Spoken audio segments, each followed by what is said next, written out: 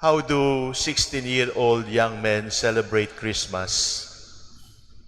And how do 61 years old men like me celebrate Christmas? I can compare. When you're young, you're a boy, you're a child, you're a teenager, you celebrate Christmas with so much fun. You celebrate Christmas with friends. You spend the night laughing, eating, enjoying, telling stories. When you're 61 and you're lolo, the laughter is not as present as when I was younger. The food has to be well chosen, otherwise the following day becomes sick day. What does celebrating Christmas mean at 61 years old and at 16 years old? The big word, brothers and sisters, is perspective.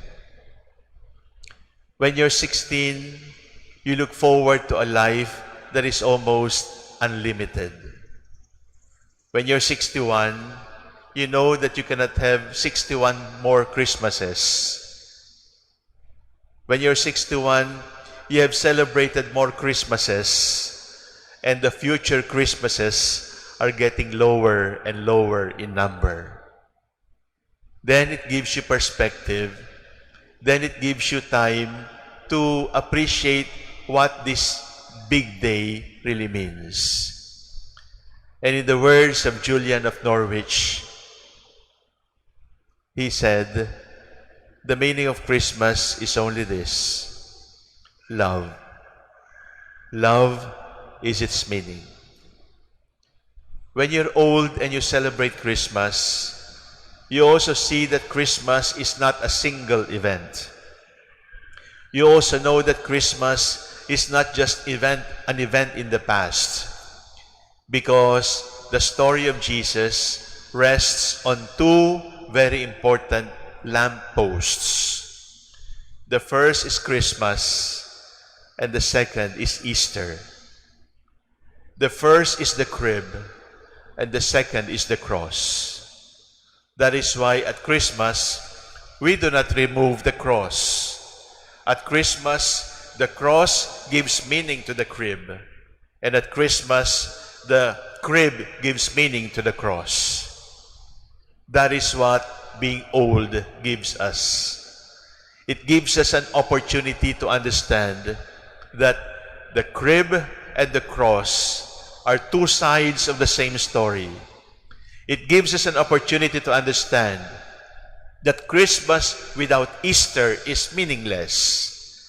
It gives us an opportunity to understand that Christmas is only meaningful because the one who is born on Christmas midnight is also the one who is risen from the dead. Our most important or most favorite Christmas carol is Silent Night, Holy Night, when all the stars are bright. Come to think of it, Silent Night, Holy Night, we can also sing that on Easter Sunday. Because Easter is silent, Easter is holy, Easter is also an opportunity for the angels to proclaim Jesus is Lord. When you're old, and the older you get a different perspective of Christmas. And you understand that the joy of Christmas cannot be separated from the joy of the resurrection. You understand that the joy of Christmas cannot be understood, separated from the joy of Easter. But between Christmas and Easter, something happens. And what is it? It is the service of Jesus. It is the ministry of Jesus. It is the living for others of Jesus. In other words, we will not be able to see the beauty, the joy of Easter Sunday unless we are willing to go through the fatigue, the exhaustion, the tiredness, the giving of Galilee.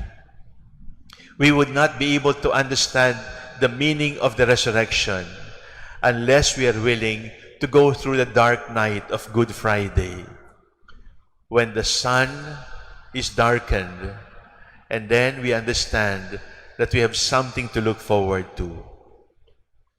Silent Night, Holy Night. It is not only a Christmas song, it is also an Easter song. My dear brothers and sisters, when you're 16 and life is full of promises, Christmas can really be very happy and joyful.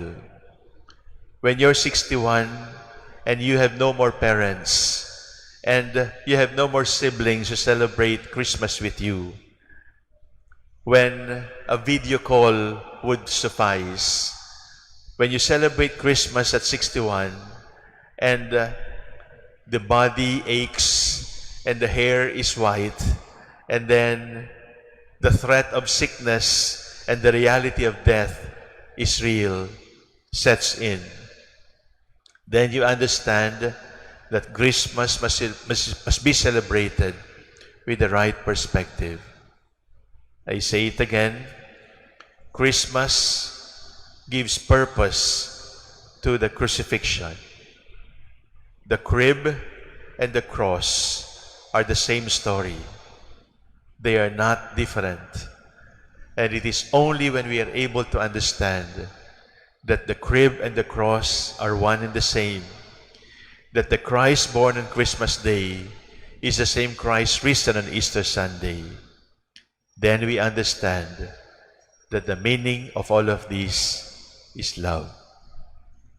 Love is its meaning. It sounds very simple, but it is very complicated.